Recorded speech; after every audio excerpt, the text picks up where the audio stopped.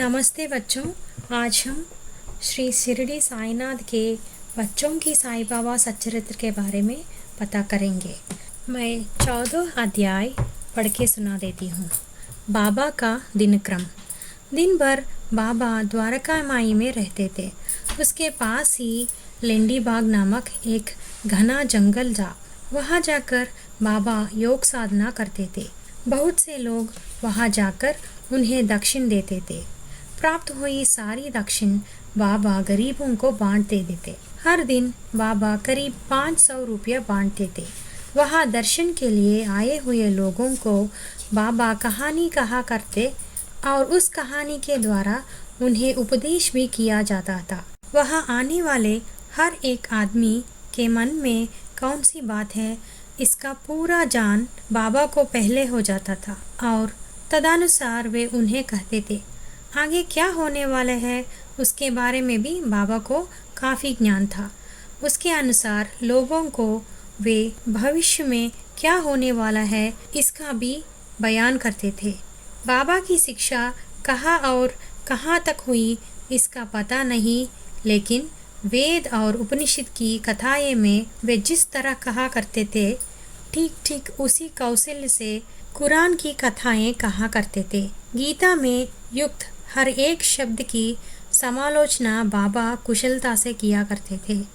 शिरडी में बाबा की पूजा के लिए अच्छे सुगंधित फूल नहीं थे, इसीलिए जंगली फूलों से ही उनकी पूजा की जाती थी। श्री काका साहब पुरंदरे नामक बाबा के एक भक्त बम्बई से सुगंधी वाले फूलों के पौधे शिरडी में सर्वप्रथम लाए, लेकिन इस तरह पेड़ पौधे लगाकर खाली शोभा बढ़ाना बाबा को पसंद नहीं था।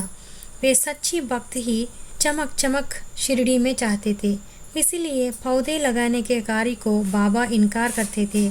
पौधे लगाने के काम को वे इजाज़त नहीं देते थे। इस तरह 3 दिन निकल गए। लगाए गए पेड़ पौधे बिल्कुल सूख गए हैं। काका पुरंदर रोने लगे। उनकी यह अवस्था देखकर बाबा में दया आ गई और केवल काका जी के समाधान के लिए बाबा ने पौधे लगाने के लिए फिर इजाज़त दे दी। बाबा उसे बोले, काका जी, पौधे सूख गए हुए हैं, यह सच बात है, लेकिन वे फिर से फूलेंगे।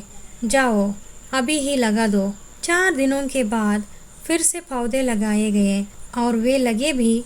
फिलहाल शिरडी में जो कुछ फूलों के पौधे दिखाई देते हैं, उनका आरंभ इस प्रकार बाबा की कृपा से हुआ है। द्वारका माई से लेंडी बाग की ओर जाते समय बीच में एक नीम का पेड़ है। उसके नीचे एक गुप्त मार्ग है, उसमें एक समाधि भी है। बाबा ने ही यह जगह दिखाई और वे बोली कि यह मेरे गुरु की समाधि है। मैंने यहाँ बैठकर 12 साल तक तपस्या की है। बाबा हर रोज़ लेंडी बाग में जाते समय बड़े आदर से इस स्थान को वंदन किया करते थे। आज इस जगह को गुरस्थान नाम से संबोधित किया जाता है। बाबा हर रोज़ एक बड़ा मटका भर प्रसाद बनाते थे और भक्तों को बांटते थे। यही प्रसाद था बाबा का गोपालता। इस प्रसाद के लिए जो आवश्यक चीज़ें लगती थी, बाबा स्वयं दुकान में जाकर ठीक भाव से खरीदते थे। बाबा व्यवहार में कितने कुशल थे, इसके संबंध में एक घटना है। एक समय एक महिला बाबा के पास सीताफल बेचने के लिए आई। बाबा ने ठीक मोल करके उस महिला को 10 आने दिए। दूसरी एक महिला उसी समय बाबा के पास सीताफल लेकर आई।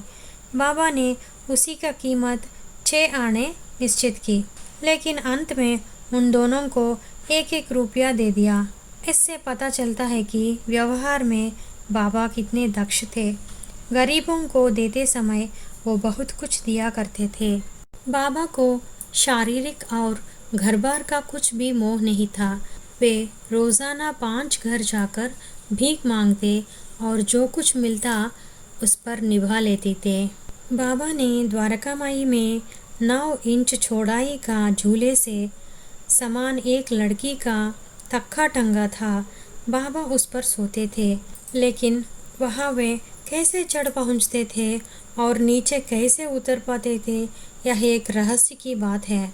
हिसा ने भी बाबा को इस तख्ते पर चढ़ते उतरते कभी नहीं देखा था। इससे हमारा 14 अध्याय बाबा का दिनचर्या समाप्त। ओम श्री साई नाथाय नमः।